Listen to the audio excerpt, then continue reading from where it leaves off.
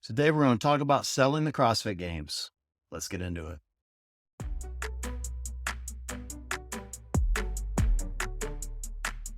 Hey, before we get started, do me a favor, hit that subscribe button as well as the notification bell. That way you don't miss any content that comes out here on the channel. So the last couple of weeks with so much CrossFit games content, I keep hearing the question be asked, why doesn't CrossFit just simply sell the CrossFit games or spin it off into its own thing and let the affiliates do their thing, and let the games do their thing, and everyone will be happy? So I put my business hat on and I've been thinking about this for a few days, and I really can sum it up into one simple thing that you'll all understand and won't be shocking: money. When you think of it like this, the games is comprised of three stages before you get to the games itself. The biggest one being the Open. The Open is worth roughly around $7 million in revenue to CrossFit every single year.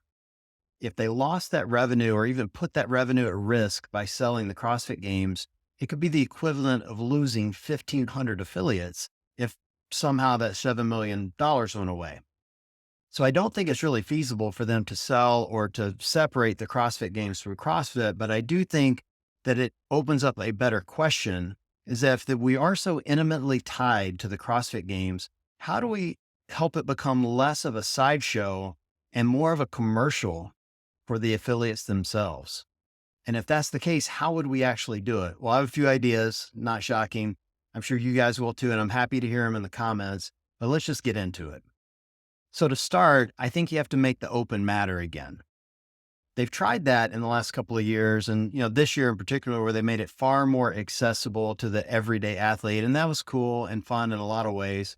But I think you have to make it matter again, both for the athletes and for average CrossFitters.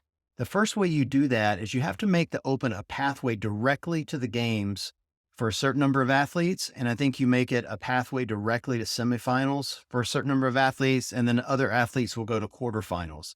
The reason why you want some people skipping and going directly to the games or directly to semifinals is, as we've learned, and we're having a lot of discussion recently, is that athlete safety is paramount. And having a shorter path to get to the games, and in essence, a shorter season for those athletes, is just simply better for their bodies. You see it in other sports. As an example, National League football is going on right now here in the States. They do preseason every year. It's usually 4 games, and the starters rarely play. They're really kind of annoying games to watch, if we're being honest, but the starters don't play very much, and there's a reason they don't. It's a tough sport, and you want to keep their bodies healthy. And I think this allows for that as well by giving them a pathway directly to the games. The second thing it does, by allowing athletes to be viewing the Open as a pathway to the games, is it makes the leaderboard watching exciting again. So those of us that have been around for a while, like I've been around so long, I used to wear Chuck Tees to the gym. We didn't even have nanos in those days. And when the Open was going on, all we could do is do leaderboard watching. People would wait till the very last minute to post their scores so nobody could see what they had done and then try to beat it. And it created this exciting experience for us in the affiliates to see how they were doing against other athletes.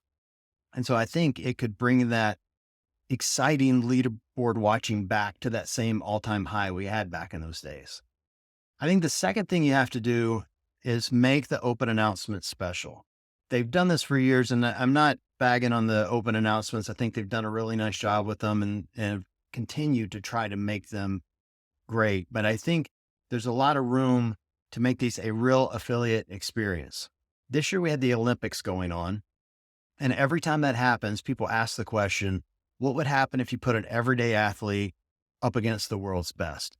Well, the Open's a chance to do that. I personally want to see Joe the plumber, who comes in every day at 5 a.m., stand side by side with Pat Vellner and do a workout. And when they're done, crush some beers together if they want to. I don't know if Pat would be up that. He probably would, but you never know. In any event, I think it gives you the opportunity to showcase the everyday stories that are happening in the affiliates and build some community goodwill. You honestly don't even have to use athletes like Pat. You could highlight legends athletes from years past, have Matt Frazier come in, or Rich Froning, or Miko Salo, or Julie Fouché, or anyone who would have been on the podium in those years, and utilize them to help us build the community goodwill in the affiliates and showcase the everyday athletes against some of the best. I think the third thing that they could focus on that would really help affiliates is make the affiliates important, by requiring any athlete that's going to compete or has the ability to compete at the games level to be an actual affiliate member. And yes, that means all games athletes have to have a monthly paying membership to an affiliate. I think this is important because that affiliate name on the athlete jersey means something. It means they believe in the methodology, it means they believe in what we do in the affiliates. It reinforces that what they're doing isn't simply a sport, it's a life-changing activity. I think it's important for the world to see that the best of the best, the fittest on earth, come directly out of our affiliates. Now, right now, you're all going, well, what about Ariel Lowen? She works out of her garage. We love Ariel. Does that mean she's not going to get to compete? I'm glad you're complaining about it because I have a solution for that. You allow the garage gym athletes to affiliate their garage. CrossFit can charge them a similar price that a monthly membership would cost, 150 to 250 bucks a month. And in order to be fair and equitable, you force those new affiliate owners to get the L2 just like the rest of us. I think this sends a terrific message that the most important thing to us is the methodology. And then last, and this is going to key you guys up some, so I'm going to ask you to put in the comments what your suggestion here would be, but I have a big suggestion. I think we need to change the name of the CrossFit Games. Now, you guys pick whatever name you want. I'm happy to hear what they are. I would change it to the CrossFit Games and Affiliate Festival. And the reason I would do that is I think having the word affiliate in the name reinforces what we're doing. It reinforces every aspect of the affiliates, and it will permeate its way through the games itself.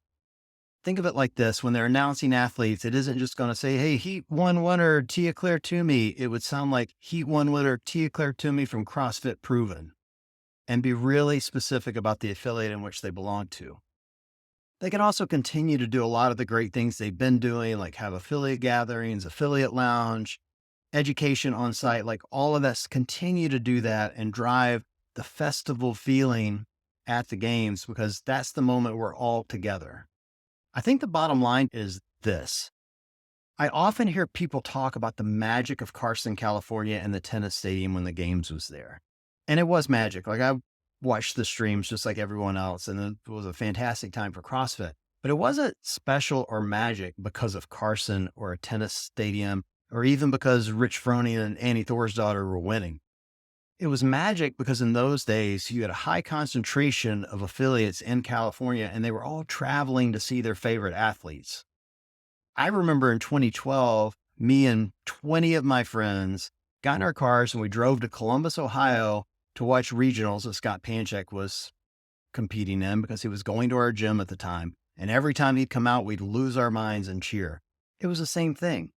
It was this community feeling, and it was about the affiliate, not just the athlete. And I think bringing that back to the games is critically important to make this work for us long-term. I think if we can make this work long-term, we'll achieve more than any of us ever dreamed. We all want the same things. We want our athletes to be healthy and happy and productive and love the sport that they compete in. We want the affiliates to be palaces of fitness, where we're practicing the life-changing methodology day in and day out. And bringing those two things together shows the world what we have makes a difference. If we can accomplish that, we'll finally achieve the North Star that Don Falk continues to tell us is the focus of CrossFit headquarters, which is to drive affiliate growth and deliver this methodology to the world. Do me a favor, drop in the comments changes you'd like to see made, and hit the subscribe button on your way out. Thanks for watching.